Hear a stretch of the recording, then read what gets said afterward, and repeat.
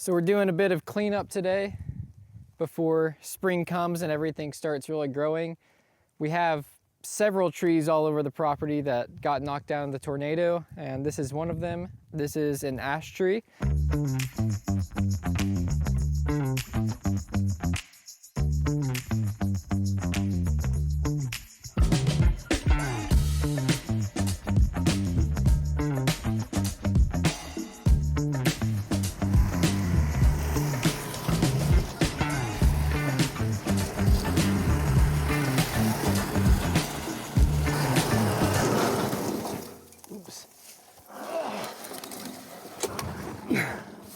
Probably gonna need more of that starting fluid.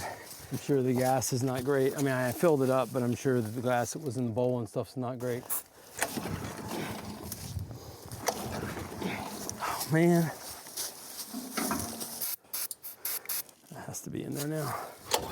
Man, there's nothing. It's like it's not getting electricity. I'm gonna keep doing this because I know the stupid rope's gonna break soon. That's fine. It's making connection. This is not off. It's right now. You're right, it's gotta be a spark thing. It's a spark thing, it has to be. It's this, it's all the stupid safety shut off. And then I sprayed that in there and gave it like 2 pulls and it started right up. I just don't want to break this rope.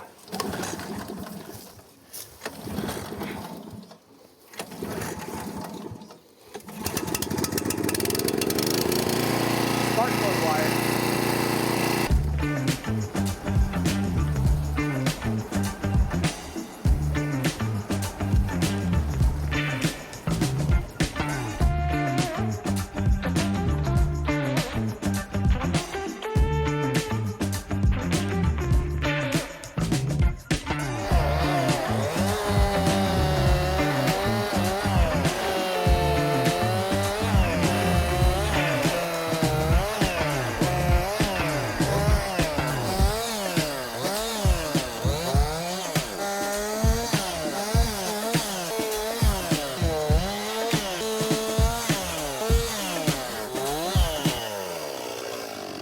If you guys remember the episode with Chris Carney from the Tennessee Department of Agriculture, he came out and one thing he said about ash trees, there's an insect called the emerald ash borer that is in the area, and it's going to come and take out all of our ash trees.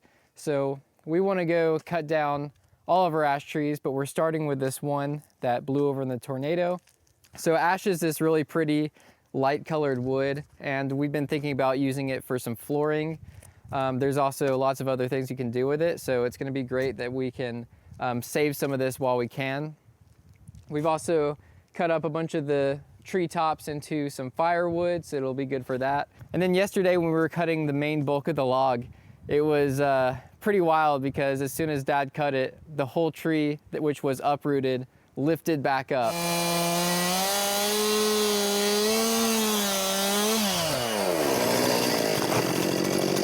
Hey, Dana.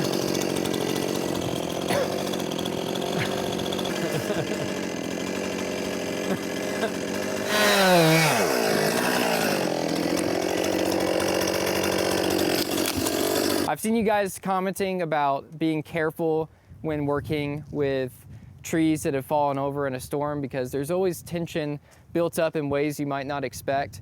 So we're being as safe as we can. We've got our chaps on today, our helmet and gloves, and we're gonna be careful, but that was kind of a surprising, fun moment. And I didn't even see it happening with all the noise with the chainsaw and my ear protection on. I had no idea it even happened. So always gotta be looking out for stuff like that happening. But we have this all cut up now, and now we just need to clean it up, separate it, and get the logs that are gonna be milled, decked over there and ready to go. So we're taking all the tree tops with the twiggy stuff on them, and we're just throwing those in a big burn pile. We'll have a fun burn night with some friends. We got so much of this stuff. It's gonna be a big ash fire.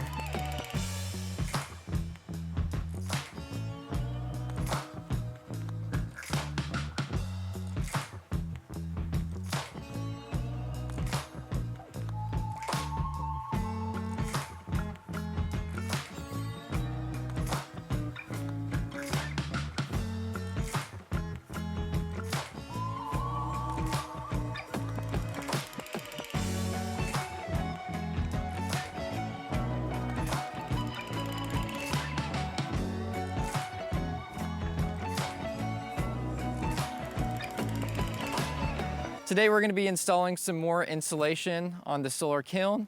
Last time we installed some Rockwool insulation inside the building. So let's go check out what temperature it is inside the solar kiln. We have this big tarp blocking the door. Hop inside here. Woo. All right, so right now outside it is 71 degrees. Inside we are at 134. Yeah, sorry, I can't read. Wow, man, it's like a sauna in here. This is crazy. And this is without our door insulation and without the Comfortboard. So yeah, I don't think we're gonna have any problem getting this thing hot.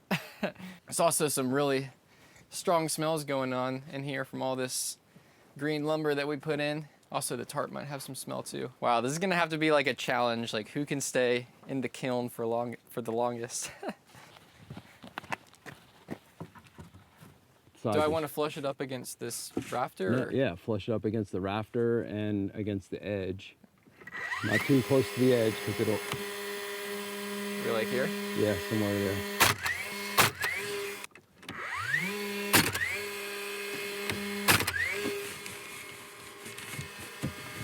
Okay. Do it right under those two.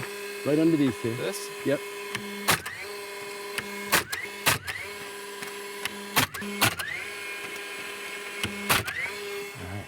That's fine, it's tight.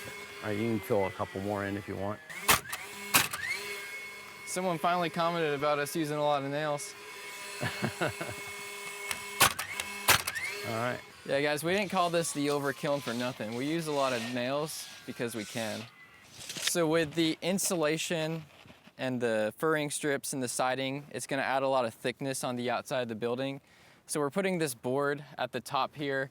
I guess technically it's a subfascia, but we just need something to bring it out up top because we're gonna be doing flashing and the rest of the roof down here. These boards that we're using, they were straight the other day, but then we left them sitting on the ground for a week, and so they bowed, so we're bending them back into place. You want me to double check the measurement? I want to do this first, but I think we're 10 3/16. I feel pretty confident with that. What's really got me... Hey, Carl. I was getting ready to bring the wood up, but I had a question. Yeah. Do you have either lifting straps or chains that we could put on it to get it off the trailer? Yes, we do. Okay. All right. Just wanted to make sure before I came up there. So I'll see you before too long. All right. See you then. Yep. See ya. All right, bye.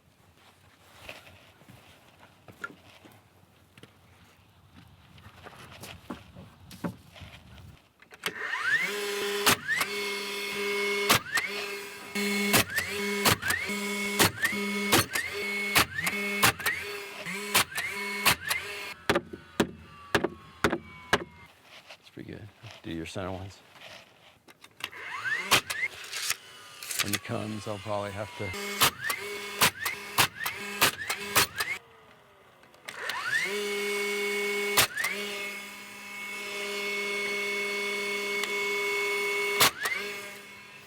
And you just think about it, each time we add a piece of wood or do this, it's just tying everything together that much more. Kind of I crazy know how hard it is just to pull out one nail. Yeah. All right. So we're ready for Rockwool. Before we start installing our Rockwool, we have a special delivery from our neighbor Carl, who we just met this week. We told him about our project and showed him the sawmill, and he said, hey, we have all these logs that we're clearing out, and you're welcome to have them. And of course we said yes to that. So this is some of the footage of him dropping off the logs. He brought us some ash logs, which is great because we just cut our first ash. And he also brought us some big slabs of walnut, which is one of my favorite woods. So thank you so much, Carl, and we're looking forward to putting it to use.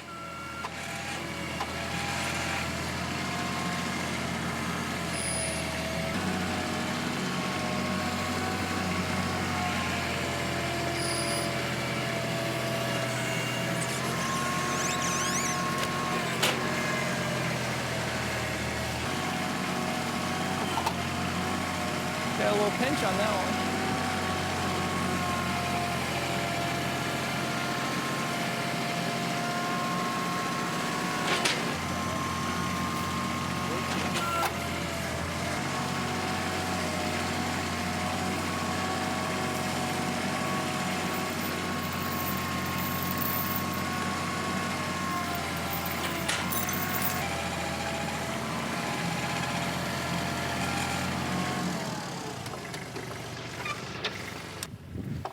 Yeah, I think what I want to do here, put the chains, get the chains looped underneath, and then tie them to the grapple. And I'm gonna pick the whole bundle, but we can move these little pieces.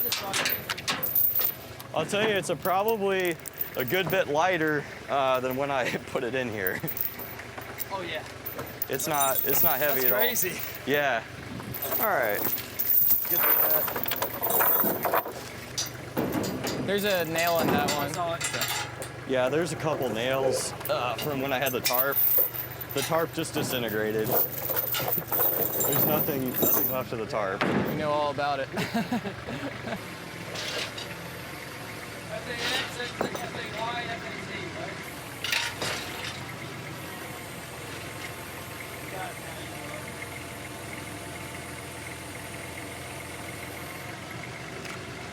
All right, where are we going with it? Put it on a pallet. You want to just put it in that flat area, or yeah, right up there. That's good. Can you? Whoa! Huh. Okay.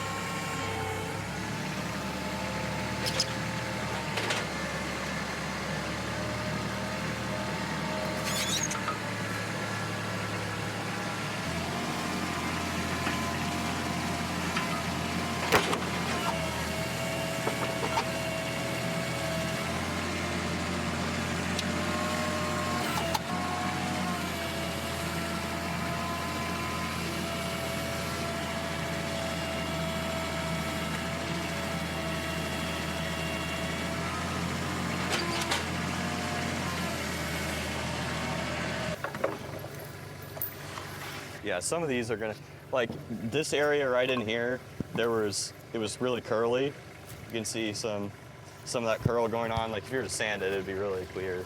I think that's why I saved these little ones, because they were just really cool.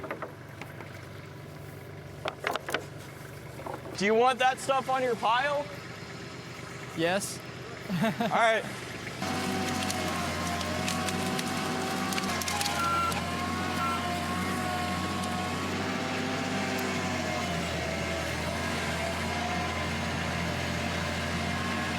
Film that.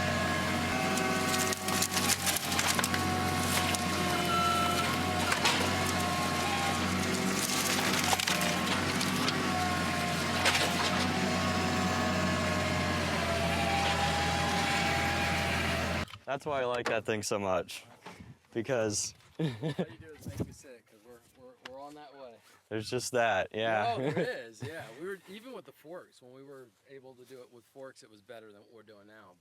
But it's nice because I have a thing where I can just, you line a bunch of it up, you run into it, it collapses it all together, and then you can grab it with that and just shove it on there.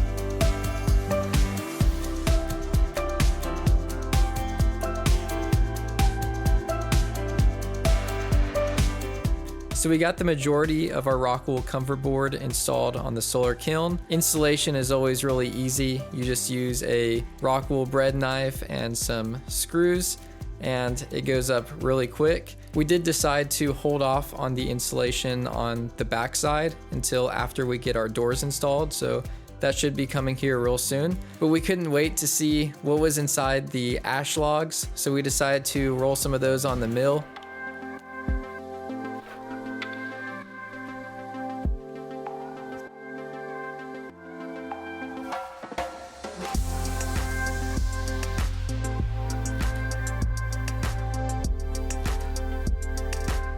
So we cut the majority of the pieces to about 3/4 of an inch, and I cannot wait to see what they look like after they're put through a planer. And overall, working with it was really nice. It smelled different than any wood we've ever milled, and I thought it smelled really nice.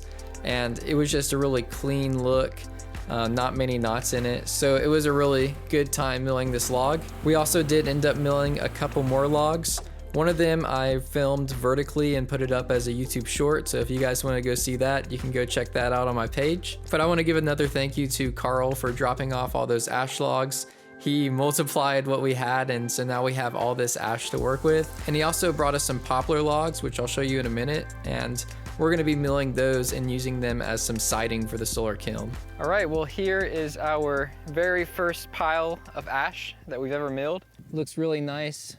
And I think that that is going to become some flooring for the tiny house. And that ash will also be some of the first lumber that we put in our new solar kiln. I think we made some pretty good progress on the kiln. It's pretty cool that we got to stand in it this week and really feel how hot it was already getting without all of the insulation on it. So I'm really excited to see this project completed. We already picked up some materials for the doors for next time. This video might have felt a little all over the place, and it was. Now that it's springtime, everything is starting to grow again, so we want to try to knock out some spring cleaning as usual in this time, and we'll probably be bouncing back and forth between a few projects. But I actually thought that doing the cleanup on the ash tree was pretty fun, and it was also rewarding because now we have some materials that we can use for the tiny house or other projects. We also have these amazing poplars that our neighbor Carl brought over. They're really straight and big. I think they're gonna be perfect siding for a solar kiln. So I'm really looking forward to cutting into those and putting them to use. But that's gonna be a wrap for this video. I wanna give a big thank you to everyone that has liked and subscribed. Also, thank you so much to everyone that backs us over on Patreon. We really appreciate your support, and we'll see you guys next time.